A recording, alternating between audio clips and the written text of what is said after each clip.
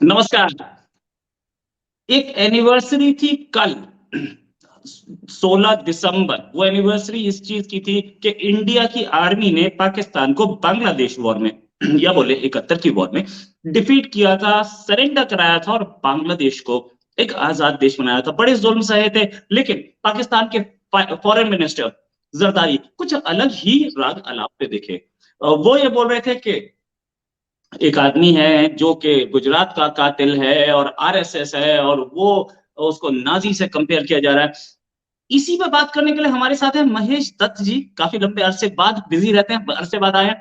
Sir बहुत बहुत स्वागत आपका हमारे शो में। पहली चीज सर कि ये जो बांग्लादेश वॉर पे बोला जाता है कि इंडिया ने अलग कराया बांग्लादेश को, वैसे दोनों कंट्री अलग नहीं होना चाहते थे, इंडिया ने करवाया। क्या असलियत है उनके अलग होने की? दोस्त, झूठ बोलना पाकिस्तान की शुरुआती आदत है। वो जन्म से झूठ बोलते हैं।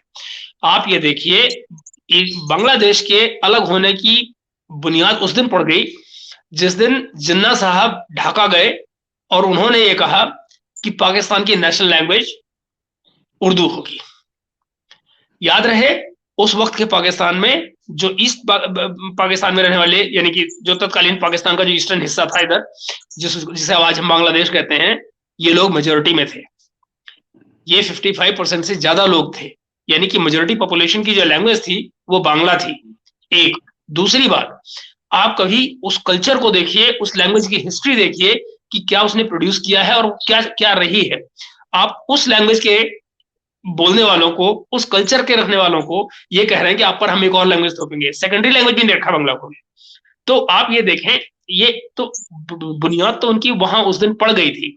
अब सवाल ये है कि और उसके बाद में जो अयूब आए, आपको याद होगा अयूब के जमाने में इनके एक जज, फॉर्मर जज थे जो मिनिस्टर थे, और उनको अयूब ने भेजा ईस्टर्न पाकिस्तान में ये कह के कि भाई आप हमसे अलग क्यों नहीं हो जाते, कि जान छोड़ो हमारी। ये अयूब के जमाने की बात कर रहा हूं। तो उधर वालों ने कहा कि भाई मेरी बात सुनो, हम तो मेजोरिटी में है, असली पाकिस्तान तो हम है, अलग होना है तो आप अलग हो जाइए, इसमें कौन सी मुश्किल है, आप हमसे अलग होने क्यों, मेजोरिटी को आपसे अलग हमसे क्यों कर रहे हैं, हम तो खुद मेजोरिटी है, हम तो पाकिस्तान है। आप जो है वो अपना बोरिया बिस्तर बांधिए और अलग हो जाइए अगर आपको दिल है, क्योंकि आप माइनॉरिटी हैं। और वो बात वहां की वहां खत्म हुई। तीसरी बार, जब आखिरकार 71 में बांग्लादेश बन गया, तो उस लड़ाई के बाद में भुट्टो साहब, जुल्फिकार अली भुट्टो साहब ने क्या कहा था, हमने पाकिस्तान बचा लिया। तो किसने किसको अलग किया भाई? हिंदुस्तान के बीच में रोल कौन सा आ गया? हमारे जो रिफ्यूजी यहां आए थे वो किसने भेजे थे? हिंदुस्तान ने बुलाए थे क्या? तो ये झूठ बोलना, झूठ गढ़ना, ये पाकिस्तान की आदत रही है और वो जन्म से है, वो ऐसी ही रहेगी, आज भी है। उसकी एग्जाम्पल आपको आज भी मिलेंगे। और पाकिस्तान स्टडीज जो पढ़ाई जाती है वहां के स्कूलों में, वो उसका बहुत बड़ा हिस्सा है, जिसमें 65 में वो जीत जाते हैं 71 पे हमारे को लाभ देते हैं, वो 40, मतलब वो सब कुछ उन्हीं का होता है जो नैरेटिव बिल्टअप को करते हैं। और वो जो एक झूठा पाकिस्तानी बनने का जो सिलसिला शुरू होता है, वो पैदा होने के बाद से लेकर स्कूल में तमाम वो तैयारी कर दी जाती है उसकी, कि वो एक झूठा इंसान बने। राइट सर, ये Hamoodur Rahman committee commission report, Hamoodur Rahman जो कि पाकिस्तान के चीफ जस्टिस थे, उन्होंने एक रिपोर्ट दी थी और आर्मी को खासा जिम्मेदार बताया था। बहुत कुछ लिखा है उस रिपोर्ट में। पाकिस्तान इस रिपोर्ट को डिनाई करता रहता है, हालांकि अब तो पाकिस्तानी लोग एक्सेप्ट करने लगे। क्या क्या लिखा है उस रिपोर्ट में? एक तो पहली बात आपको ये पता होनी चाहिए कि हमीदुर रहमान कमीशन की जो रिपोर्ट जब लिखी गई थी, तो वो पाकिस्तान में एक और चीज, पाकिस्तान में जितने कमीशन बने, जितने कमीशन आज तक बने, किसी भी कमीशन की कोई भी रिपोर्ट आज तक पब्लिश नहीं हुई। हमीदुर रहमान कमीशन के साथ भी यही हुआ था, ये भी नहीं पब्लिश हुई थी। ये पहली बार हिंदुस्तान में पब्लिश हुई थी, if I am not wrong, शायद इंडिया टुडे में, और मतलब जहां इसके एक्सेप्ट आए थे। और उसके बाद में उस रिपोर्ट को पाकिस्तान में पहली बार डिस्कस किया गया है। जाहिर है उसमें फौज की तमाम एट्रोसिटीज जो ईस्ट बांग्लादेश में की गई, उस ईस्ट पाकिस्तान में उस वक्त के, वो तमाम दर्ज हैं। उसमें यह भी दर्ज है कि फौजियों ने कैसी कैसी अय्याशियां की उस वक्त पर। कैसे कैसे अय्याश उस समय फौज को में बैठे हुए थे। याहिया खान तो खैर टॉप पे थे ही, मगर उससे पहले चाहे वो टिक्का खान हो या वो बाद में जो उनकी नस्ल चेंज करने के लिए चला गया था बंदा, हमारा हीरो जिसने नियाजी, जिसने बाद में सरेंडर किया है, आप ये देखिए ये लोग अल्टीमेटली कर क्या रहे थे वहां पर। जिस पॉपुलेशन को आपको एक केस याद होगा, आई थिंक ब्रिगेडियर था वो लड़का उस समय की पाकिस्तान फौज का, जिसको जब ये कहा गया था कि हम जाएंगे और इनकी नस्ल बदल देंगे, इन्हें मालूम नहीं कि हम कौन है, तो उस ब्रिगेडियर ने, जो आर्मी के डिसिप्लिन में था और वो कुछ कह नहीं सकता था, तो गया वॉशरूम में और उसने तुरंत अपने आप को शूट कर लिया कि मैं ऐसी आर्मी का मैं पार्ट नहीं हो सकता। वो बांग्लादेशी था, ये वो बांग्लादेशी थे जिनको ये नाटा कहकर इग्नोर करते थे फौज में लेने से। ये उन्हीं नाटे बेवकूफ काले बंगाली, इनको अपने कलर पे भी बड़ा, ये आज जिन बातों को लोग रोते हैं, हमको हमारे लिए कहते हैं, हमको न जाने कि इनका नामों से बुलाया जाता है, तो ये वो लोग उस वक्त भी यही सब कर रहे थे, उनको नाटा काला न जाने क्या क्या बोलते थे। तो ये जो रंग भेद, जो जाति भेद, ये सब कुछ जो किया जा रहा था, ये अलग नहीं करना था तो और क्या था। वो एक मशहूर कहानी आपने सुनी होगी कि पटसन का जो बंदा था, जो व्यापार करता था, जब वो गया है ईस्ट से वेस्ट पाकिस्तान में, तो वो कहता था कि लाहौर की सड़कों से मुझे पटसन की बू आती है, क्योंकि पटसन को वहां पटसन पैदा होती थी, ये उसको बेच खाते थे और उसका तमाम आने वाला मुनाफा अपने वेस्ट पाकिस्तान में लगाया करते थे। तो उसका कहना यह था कि दरअसल हमारी चीजों को लाकर ये अपने यहाँ डेवलपमेंट कर रहे हैं। कहानी के जो पटसन के पीछे जो मुहावरा था वो दरअसल ये था। तो ये एक लंबी हिस्ट्री है। दरअसल उन्होंने कभी उनको समझा ही नहीं अपना, तो उनका अलग होना तो एक दिन बनता ही था। दरअसल हमको आज की शुरुआत एक नारे से करनी चाहिए थी, जय बांग्ला। जय बांग्ला, राइट। अच्छा, ये भी बताया जाता है कि ऑर्गीज चल रही थी और एक तराना नाम की एक्ट्रेस थी, ये कहानी क्या थी? ये जो बंकर्स की जो ऑर्जीज है वो तो आपने जिक्र कर दिया। जो बंकर्स में ऑर्जीज चलती थी, जिनको वो आज रेप मानने से मना नहीं करते हैं, उनको लगता है वो कोई बड़ा प्लेजर का काम हो रहा था। मगर आप ये पाएंगे कि जो तराना वाला केस ये था कि तराना एक्ट्रेस थी वहां की, और याहिया खान साहब वो प्रेसिडेंट थे।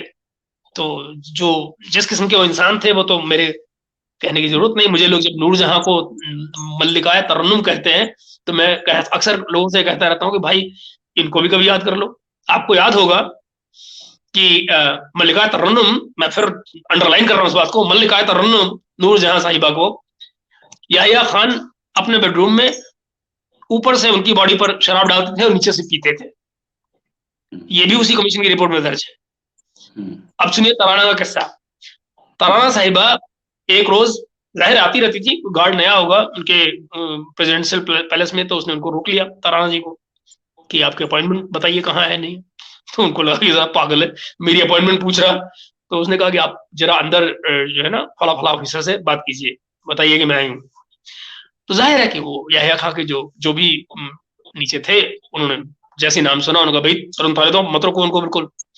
तो तराना जी गई अपना 2-3 घंटे जो उनको बिताने थे याहिया के साथ बिताकर, और नीचे लौटी। जब लौटी तो उसी गार्ड ने उनको जोर का सैल्यूट ठोका। जब सैल्यूट ठोका तो तराना सरकास्टिकली हंसी उस पर कि क्यों भाई, अब क्या हुआ, जब मैं गई थी तो वापस पूछताछ कर रहे थे, अब सैल्यूट मार रहे हो। तो उसने बताया कि मैडम जब आप गई थी तो आप तराना थी, जब आप लौट कर आ रही हो तो आप कौमी तराना बन गई, तो मैं कौमी तराना को सैल्यूट मार रहा हूँ। तो ये था तराना का किस्सा। तराना का।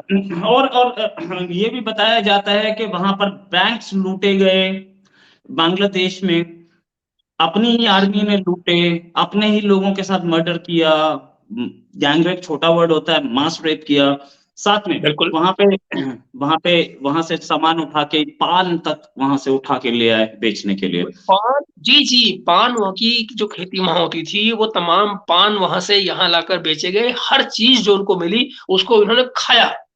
और मजे की बात क्या है, जो इन्होंने क्राइम किए, जो क्राइम बाकायदा इस हमीदुर रहमान कमीशन में दर्ज हुए, रोहित भाई, इसका जो असली जहां सोच के तकलीफ होती है, और जो आज के पाकिस्तान के हालात को देखकर हमें बार बार याद आता है कि ऐसा क्यों हुआ और फौज ने वो सब क्यों किया आज तक जो करती है, वो ये कि 1970 में उन्होंने जो किया, उनमें से किसी फौजी को कभी कोई सजा नहीं मिली, कोई भी सजा नहीं मिली।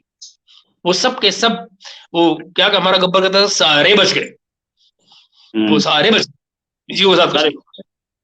और क्या पाकिस्तानी आर्मी में, खैर कोई एक्शन तो नहीं हुआ, लेकिन एक्शन क्यों नहीं हो पाया जब इतनी बड़ी रिपोर्ट थी, कमेटी थी वहां पर? भुट्टो साहब, यही भुट्टो, इनके ही नाना बैठे थे। जी, और आप ये देखें, कभी गौर कीजिए, यही भुट्टो जो आपने कहा, तो मेरा मेरा शायद मैं समझ पा रहा हूं, तो आप बिलावल भुट्टो का जिक्र कर रहे हैं। यही भुट्टो, जरा देखिए, अपने बाप का नाम अपने नाम के आगे लगाने में शर्म आती है उसको। जब कुछ लोगों ने पीछे उसको सरकास्टिकली उसके नाम के आगे नाम, तो उसको सरकासिज्म समझा गया और कहा गया ये तो व्यक्तिगत चॉइस है, पर्सनल चॉइस है कि मैं अपना नाम कैसे लिखवाना चाहूं। ठीक वैसे ही जैसे इमरान खान अपने नाम के आगे नियाजी लगवाने में शर्माते हैं, उसी तरह से बिलावल भुट्टो अपने आप को जरदारी कहलाने में, जो कि सगा, सपोजली सगा जेनेटिक बाप है। हम में से क्या रोहित शर्मा अपने आप को रोहित पांडे कहलवाना चाहेंगे? हालांकि दोनों ही ब्राह्मण होते हैं। क्या मैं महेश दत्त जो है वो अपने आप को महेश शर्मा कहलवाऊं? हो ही नहीं सकता। मगर यहाँ लोग क्या है कि पॉलिटिकल माइलेज मिलता है, भुट्टो के नाम का पॉलिटिकल माइलेज कोई कैसे छोड़ दे। तो वो आप आज भी नाराज होंगे ना, जिंदा है भुट्टो, जिंदा है। तो अगर भुट्टो जरदारी बन गया तो फिर घंटा जिंदा है? कुछ भी नहीं जिंदा है, फिर मारा गया ना गरीब आदमी। तो उसने कहा वो पॉलिटिकल माइलेज क्यों छोड़ो, ये किस्सा है। तो इस ये जो बिलावल, अच्छा आपने पूछा भुट्टो वाला किस्सा, ये मैं आता हूं उस पर, लेकिन ये आपने भुट्टो वाला किस्सा क्या, उनको सजा क्यों नहीं हुई? इसलिए कि खुद भुट्टो भी अपने आप में कॉम्प्रोमाइज थे। भाई भुट्टो आखिरकार उसी अयूब खान को डैडी कहते थे ना। राइट। डैडी का क्या करोगे भाई? और डैडी विलिंगली याहिया खान को छोड़, जरा सोचिए ना, ये जो पावर ट्रांसफर हुआ था ये अयूब से याहिया का उसके पीछे किसकी राय थी? कोई रायशुमारी हुई थी, कोई सेंसस हुआ था, किसी ने कोई मतलब वोटिंग कराई थी, कोई जनमत संग्रह हुआ था, क्या हुआ था? कुछ भी नहीं भाई। जैसे वो कहते हैं ना, मेरी चीज मेरी मर्जी, हमारा इमरान खान कहता है ना, मेरी घड़ी मेरा तोहफा मेरी मर्जी। तो उसने कहा मेरा पाकिस्तान मेरी मर्जी, मैंने याहिया दे दिया, जाओ। याहिया वो चूंकि डैडी से इनके पास आया था, और फिर जो जुल्फिकार अली भुट्टो का जो रोल है पाकिस्तान वाले टाइम पे, ये जो फेकरी है, ये जो फेकरी है, झूठ है, जिसकी मैंने आपसे बात की, आपको याद है यूएनएससी, आज लोग बड़ा जिक्र कर रहे हैं ना बिलावल भुट्टो, वो उनको जुल्फिकार भुट्टो की याद आ रही है। फेक तो वो भी था ना। यूनाइटेड नेशंस की सिक्योरिटी काउंसिल में जो वो बैठा हुआ, वो कागज लहरा रहा जाकर, I am going, I am not staying here, I am going to my country and fight India. वो क्या था? 1400 साल तक लड़ूंगा, 1400 साल तक नहीं लड़ूंगा। ये वो जो कागज उसने फाड़े, जिसको दिखाना चाह रहा था वो, और जिसको प्रोपेगेट किया गया यूएन सिक्योरिटी काउंसिल का रेजोल्यूशन था, वो उसकी स्पीच के नोट्स थे। अपनी स्पीच के नोट्स को फाड़ के वो दिखा रहा है कि मैं यूएन रेजोल्यूशन फाड़ रहा हूं, और वो निकल के, मतलब फेकरी रग रग में भरी है, झूठ रग रग में भरा है, ये बात है। राइट। और ये जो पर्सनल अटैक किया है भुट्टो ने सरदारी ने या बिलावल ने पर्सनल अटैक किया, ये कापे टांगने वाला, ये जनाब पर्सनल अटैक पर कैसे आ गए? क्या पाकिस्तान का में कोई डिप्लोमेटिक लैंग्वेज नहीं होती या क्या? इससे पहले भी हम देख चुके हैं बहुत सारे पॉलिटिशियंस की तरफ से, हालांकि पिछले होम मिनिस्टर बोल चुके हैं कि हम न्यूक्लियर अटैक करेंगे, पिछले प्राइम मिनिस्टर बोल चुके हैं न्यूक्लियर अटैक करेंगे, बहुत सारे। लेकिन ये जी तो नए लेवल पे आ गई, ये पिल्लो रानी बोले तो। हाँ, तो आज मैं आपको एग्जांपल देता हूँ, यकीन माने आपने बड़ा अच्छा जिक्र किया। आज इतने सालों में पहली बार मुझे लगा इमरान खान जो उसको टाइटल देता है ना, वो ठीक देता है, बिल्कुल सही डिस्क्रिप्शन है। पूछिए क्यों? जरा सोचिए, अपने आप को ये मर्द बनते हैं, यूएन यूके में घूम रहे हैं, लेकिन जब जाकर तालिबान से डील करता है तो वहां एक औरत को भेज देते हैं। जहां मरने की बात है वहां जाओ। जब आपको डायरेक्टली इंडिया और मोदी पर अटैक करने की बात आई तो आपने पहले शुरुआत कहां से की? हिना रवानी खर से, परसों जो प्रेस कॉन्फ्रेंस करवाई उससे। औरतों के पीछे लगकर भाई जो है वो ये बकवास कर रहा है। और मैं आपको इसकी हिस्ट्री बताऊं, जरा सोचिए, आज वो डॉक्टर जयशंकर को ये कह रहा है, हमारे जो मिनिस्टर ऑफ एक्सटर्नल अफेयर्स हैं, कि if the Indian foreign minister were honest, वो महात्मा गांधी के बुद्ध की बात कर रहे हैं, तो उनको लगता है कि he is the foreign minister of RSS, Modi is prime minister of RSS. इनको ये नहीं मालूम कि डेमोक्रेसी होती क्या है। इनको ये नहीं मालूम कि इस कंट्री में जैसे ही आप गवर्नमेंट में जाते हैं, एक पद पर जाते हैं, तो आप कंट्री को रिप्रेजेंट करते हैं, किसी ऑर्गेनाइजेशन को रिप्रेजेंट नहीं करते हैं। मगर ये वो लोग समझेंगे जो एक डेमोक्रेटिक सेटअप में रहते हो, जिन्हें मालूम होगा डेमोक्रेसी क्या होती है। इनको क्या मालूम डेमोक्रेसी क्या होती है? इनको ये भी नहीं मालूम। वो कहते हैं we the Muslims living in Pakistan are also terrorist and the Muslims living in India are also terrorist. उसे ये नहीं मालूम कि ये वही मोदी जी हैं जिन्होंने डायरेक्टली पाकिस्तान की जनता को एड्रेस किया था कि भाई आप अपनी सरकार को समझाइए कि वो ना करे जो हमारे साथ कर रहे हैं। अगर वो टेररिस्ट मान रहे होते तो उस जनता को एड्रेस नहीं करते। जिस हिंदुस्तान की मुस्लिम्स को वो कहते हैं कि मोदी टेररिस्ट कर रहे हैं, जरा जाकर देखिए कि जो यूपी के योगी आदित्यनाथ को भी बहुत भला बुरा बोलते हैं, हमारे जो चीफ मिनिस्टर हैं उत्तर प्रदेश के, उनसे जाकर जरा कोई पूछे कि यूपी में जो एजुकेशन के लिए स्कूल्स में सबसे ज्यादा स्कॉलरशिप दी गई है वो किसको दी गई है? 75% से ज्यादा मुसलमानों को दी गई है, हिंदुओं को नहीं दी गई है। तो ये हमारे जो नेता हैं वो तो प्रमोट कर रहे हैं कि भाई एक तबका जो पीछे रह गया है हम उसको ऊपर लाएं। एजुकेशन में मैं बात कर रहा हूँ, मैंने कहता मुसलमान वैसे पीछे हैं, मगर अगर एजुकेशन में शिक्षा कमेटी की रिपोर्ट मौजूद है, वो कहते हैं कि एजुकेशन में पीछे हैं ये लोग, तो वो तो प्रमोट कर रहे हैं कि भाई आप ऊपर आइए, आप ऊपर आइए, सबके साथ में मेन स्ट्रीम में शामिल होकर आगे। मैं आपको पीछे राम माधव ने बड़ी खूबसूरत बात कही थी।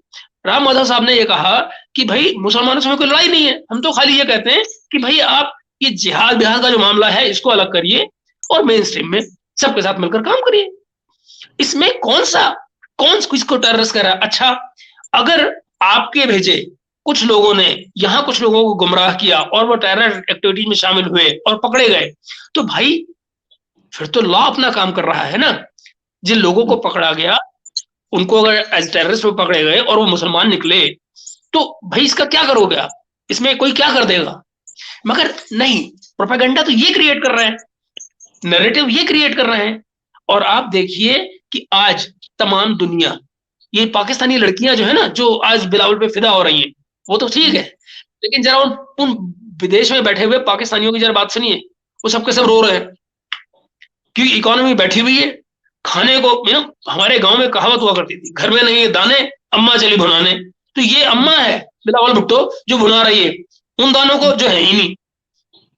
रोहित भाई, मैं आपको बताऊं, ये ऐसा मुल्क है, मतलब मैं आपको बताऊं, पिछले एक हफ्ते से मैं परेशान। एक साल, आने वाले एक साल में 33 बिलियन यूएस डॉलर चाहिए भाइयों को कर्जा उतारने के लिए। 22 बिलियन का मतलब जो बेसिकली रोल ओवर पूरा करना है, कर्जा वर्जा नहीं उतर रहा है, रोल ओवर कुछ देना है परसेंटेज लोगों को, कहीं कुछ, उससे उतर कुछ नहीं रहा है। और 10 बिलियन अपना करंट अकाउंट डेफिसिट पूरा करने के लिए 33 बिलियन चाहिए एक साल में।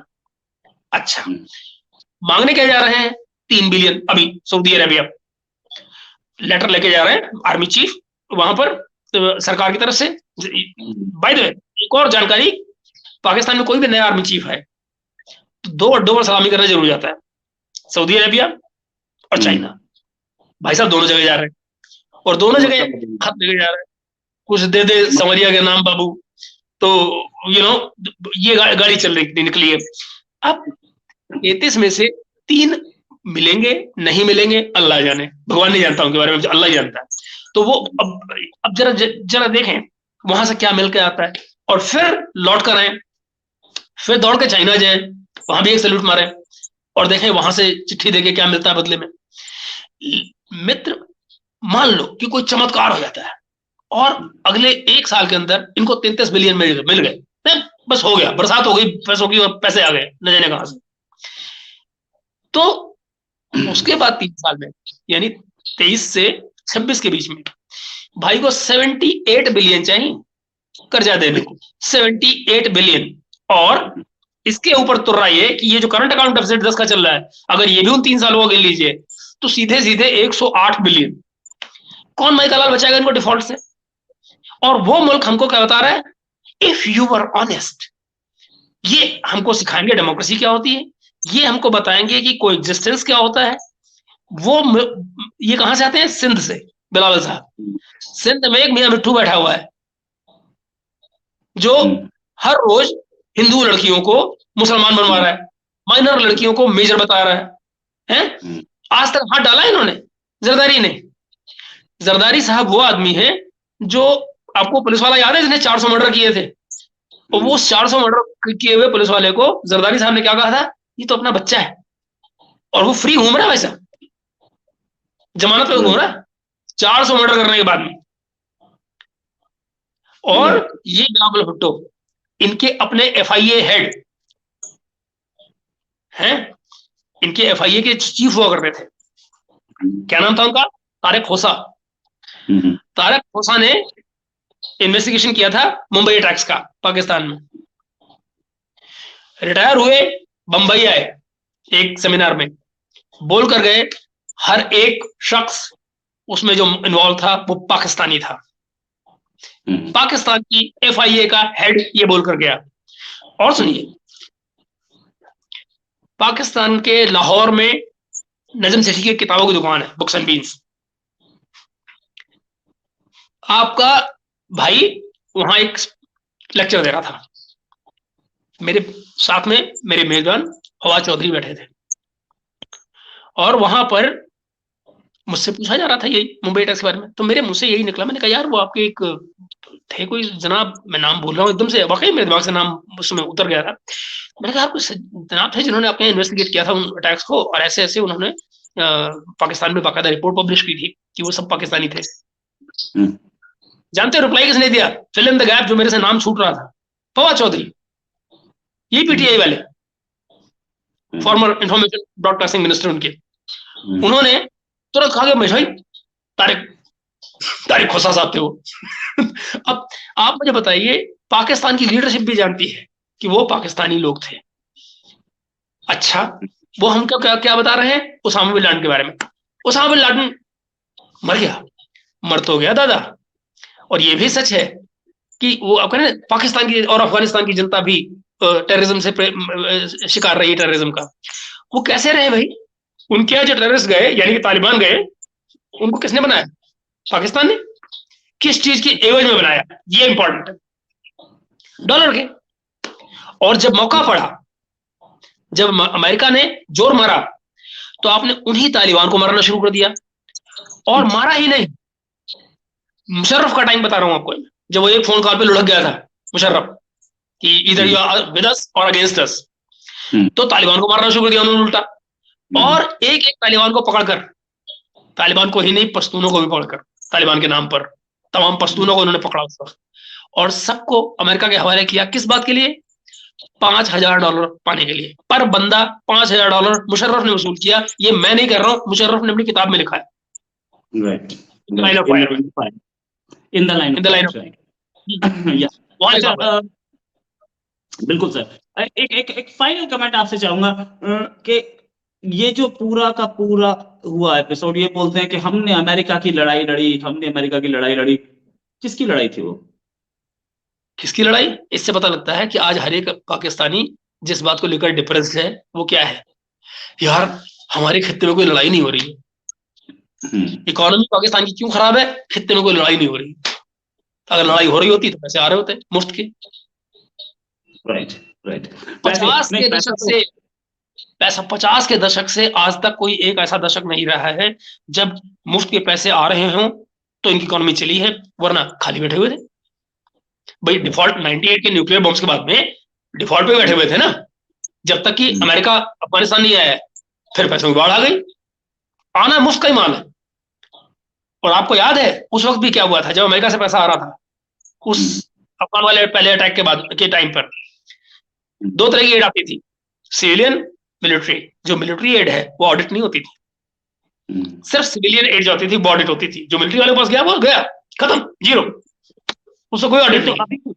अभी भी पैसा तो आ रहा है, सऊदी अरेबिया जाते हैं, वहां मक्का मदीना है, तो उम्रे के नाम पे जाते हैं, पैसा मांग के आते हैं, वही करते हैं सारे के सारे आर्मी के चीफ और सारे के सारे जरदारी साहब और क्या बोलते हैं उसे, दूसरे नवाज शरीफ और शहबाज शरीफ बिल्कुल। उम्रे के नाम पे। इतना उम्रा क्यों होता है? वहां कटोरा जाता है, पैसा भी मांग लेते हैं, साथ साथ अपना हज तो हुआ ही हुआ, उम्रा भी हुआ।